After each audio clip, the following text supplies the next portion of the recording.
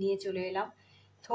থোরটাকে কুচো কুচো করে কেটে জলে ভিজিয়ে রাখতে হবে। ভিজিয়ে রাখার পর এটাকে পেস্ট করতে হবে মিক্সারে। থোর বাটা, নুন, সর্ষের তেল, রসুন, অল্প করে রসুন বাটা, কাঁচা লঙ্কা কুচি, হলুদ গুঁড়ো, চিনি, আর এটা হচ্ছে সর্ষেটাকে ভেজে গুঁড়ো করতে হবে। কড়াইটা আমার গরম হয়ে গেছে, এবার আমি সর্ষের তেল দিয়ে দিলাম কড়াইতে।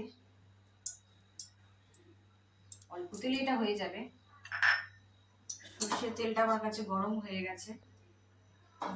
এবার আমি সর্ষে দিয়ে দিলাম অল্প করে।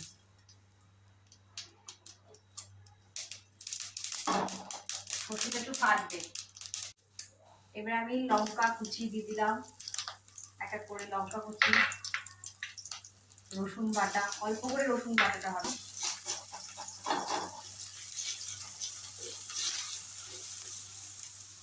রসুন বাটা, এরপর দিচ্ছি একটু হলুদ গুঁড়ো, পরিমাণ মতো হলুদ গুঁড়ো, নুন, স্বাদ অনুযায়ী নুন। এবারে আমি করব থোরগুলোকে, থোর বাটা বলতে আমি যত দিয়ে দিই।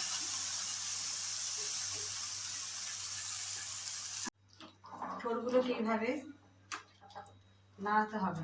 এটা একটু ধৈর্য দিয়ে একটু রান্নাটা করতে হবে, কারণ যতক্ষণ জল না শুকাবে হবে না। এরপরে করব কি,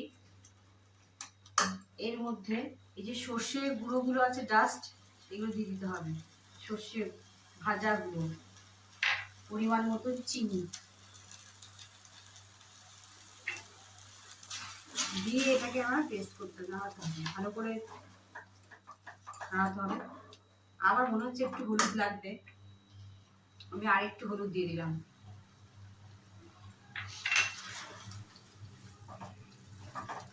এইভাবে আস্তে আস্তে জলটা যাতে শুকিয়ে যায়, একটু টাইম লাগবে। যতক্ষণ জলটা না শুকাবে ততক্ষণ রান্নাটা কমপ্লিট হবে না। আমার থোর বাটা কমপ্লিট হয়ে গেছে। একটু কষ্ট হবে, থোরটা জলটা শুকাতে টাইম লাগবে। গরম ভাত, কাঁচা লঙ্কা, তার সাথে থোর বাটা, আর তার সাথে যদি গরম গরম ডাল সিদ্ধ হয় বা ডাল হয়, খুবই খেতে ভালো লাগবে। এই থোর খাওয়া স্বাস্থ্যের পক্ষে খুব